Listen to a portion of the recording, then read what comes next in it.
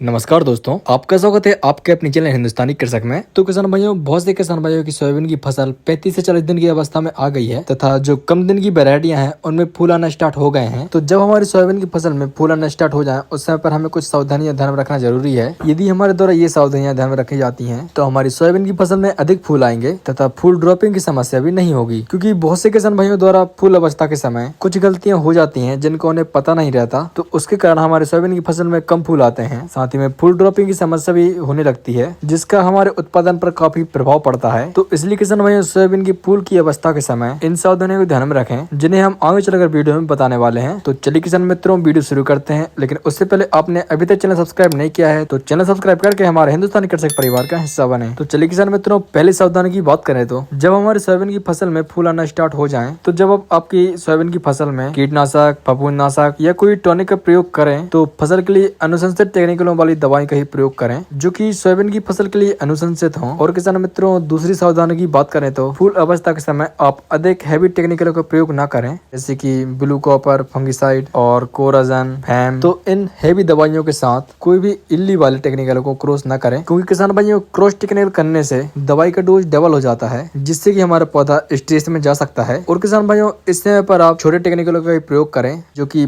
पूर्व मिश्रित हो, अर्थात कंपनी के द्वारा कॉम्बिनेशन पहले से तैयार किया गया हो, जैसे कि इमिडाक्लोप्रिड प्लस बीटा साइलोथ्रिन। यह टेक्निकल आपको सोलेवन में देखने को मिल जाएगा, या फिर थायोमिथोक्सम प्लस लैम्डा साइलोथ्रिन जो कि आपको अलीका में देखने को मिल जाएगा, या फिर क्लोरेंडरनिरिप्रोल प्लस लैम्डा साइलोथ्रिन जो कि आपको एम्प्लिगो में देखने को मिल जाएगा, या फिर इमिडाक्लोप्रिड प्लस लैम्डा साइलोथ्रिन जो कि आपको इनोवैक्सिया में देखने को मिल जाएगा। किसान भाइयों, यह ऐसे पूर्व मिश्रित टेक्निकल हैं जो कि हमारी सोयाबीन की फसल में माहू मच्छर, स्टेम फ्लाई, गडल बीटल व अन्य छोटे सभी प्रकार के इल्लियों को कंट्रोल कर सकते हैं व उनके अंडों को भी कंट्रोल कर सकते हैं। और किसान भाइयों, इस समय पर इल्लियों का बहुत कम अटैक देखने को मिलता है, तो इसलिए इन टेक्निकलों के द्वारा हम काफी हद तक कीटों व इल्लियों को कंट्रोल कर सकते हैं और यह हमारी फसल की फ्लावरिंग स्टेज के लिए हानिकारक भी नहीं है। और किसान भाइयों, तीसरी सावधानी की बात करें तो जो कि फंगिसाइड। तो इस समय पर आप जब भी कोई भी फंगिसाइड का उपयोग करें तो आप ऐसे फंगिसाइड का उपयोग करें जो कि फूल के समय पर सोयाबीन की फसल के लिए अनुशंसित हो व पूर्व मिश्रित हो, जैसे कि आप इस समय पर थायोफिनेट मेथाल का प्रयोग कर सकते हैं, या टेबुकोनाजोल प्लस सल्फर का प्रयोग कर सकते हैं, या फिर सिंगल टेबुकोनाजोल का भी स्प्रे कर सकते हैं जो कि आपको बार कंपनी के फॉलिकर में देखने को मिल जाएगा, या फिर एजोक्सिस्ट्रोबिन प्लस टेबुकोनाजोल का भी स्प्रे कर सकते हैं जो कि आपको अडामा कंपनी के कस्टोडिया में देखने को मिल जाएगा। तो किसान भाइयों, आप ऐसे ही फंगिसाइड का उपयोग करें जिनका कॉम्बिनेशन पहले से ही कंपनी ने तैयार करके रखा हो। आप खुद से ही किसी भी प्रकार का कॉम्बिनेशन न बनाए, चाहे वो फंगिसाइड हो या फिर इंसेक्टिसाइड हो, अर्थात दो अलग अलग टेक्निकल लेकर उनका एक साथ स्प्रे ना करें, क्योंकि इससे पौधे में तनाव बढ़ता है या फिर फूल झड़ना शुरू हो जाते हैं तथा पौधे में कम फूल भी आ सकते हैं। और किसान भाइयों, चौथी सावधानी की बात करें तो यदि आपने आपकी सोयाबीन की फसल में पिछले दिनों हर्बिसाइड अर्थात खरपतवार नाशी का प्रयोग नहीं किया है तो और आपकी फसल 35 से 40 दिन की अवस्था में है, तो किसान भाइयों, आप ध्यान में रखें कि इस समय पर आपको बिल्कुल भी हर्बिसाइडों का प्रयोग नहीं करना है, क्योंकि इससे हमारे जो भी फूल आना स्टार्ट होते हैं वह लगभग 80% तक ड्रॉप हो जाते हैं, अर्थात झड़ जाते हैं, जिससे कि हमें उत्पादन में काफी ज्यादा प्रभाव देखने को मिलता है। और आपने अभी तक सोयाबीन में हर्बिसाइड नहीं डाला है तो अब आप इसका प्रयोग बिल्कुल ना करें और जितना हो सके आप मजदूरों के द्वारा खरपतवारों को निदाई गुड़ाई के द्वारा कंट्रोल करें। तो किसान भाइयों, पांचवी सावधानी बहुत ही महत्वपूर्ण है और यह मुख्य सावधानी भी है कि किसान भाइयों, यदि आपकी फसल में फूल आना स्टार्ट हुए हैं और अभी जो बारिश हो रही है वह रुक जाती है और फिर लंबे समय तक बारिश नहीं होती, तो ऐसी स्थिति में आप सोयाबीन की फसल में पानी लगा दें, क्योंकि हमारी सोयाबीन की फसल में फूल आने की अवस्था में अधिक समय तक बरसात ना हो और पानी की कमी से खेत में दरारें पड़ने लगे, तो ऐसी स्थिति में हमारे पौधे की फूल ड्रॉपिंग स्टार्ट हो जाती है जो कि हमारे उत्पादन में कमी लाने का प्रमुख कारण होता है। तो किसान भाई, यदि लंबे समय तक बरसात ना हो तो आप सोयाबीन की फसल में पानी लगा सकते हैं, क्योंकि अभी भी बहुत से किसान भाइयों में यह भ्रांति है कि खरीफ के समय में अर्थात बरसात के समय में सोयाबीन की फसल में पानी नहीं लगा सकते। तो किसान भाइयों, ऐसा बिल्कुल भी नहीं है। तो लंबे समय तक बारिश ना हो तो ऐसी स्थिति में आप खेत में दरारें पड़ने के पूर्व पानी लगा दें, जिससे कि आपको किसी प्रकार का नुकसान देखने को न मिले। तो किसान भाइयों, सोयाबीन में फूल आते समय आप इन सभी सावधानियों को ध्यान में रखते हैं तो आपको आपकी सोयाबीन की फसल में अधिक फूल देखने को मिलेंगे तथा फूल ड्रॉपिंग की समस्या बिल्कुल नहीं आएगी, जिससे कि हमारे उत्पादन में बढ़ोतरी होगी। तो किसान भाइयों, हमें आशा है आपको जानकारी अच्छी लगी होगी। तो किसान भाइयों, आप इसे अपने किसान मित्रों के साथ साझा करें और अभी तक आपने चैनल सब्सक्राइब नहीं किया है तो चैनल सब्सक्राइब करके हमारे हिंदुस्तानी कृषक परिवार का हिस्सा बने। मिलते हैं हमारी अगली वीडियो में, जब तक लिए जय जवान जय किसान।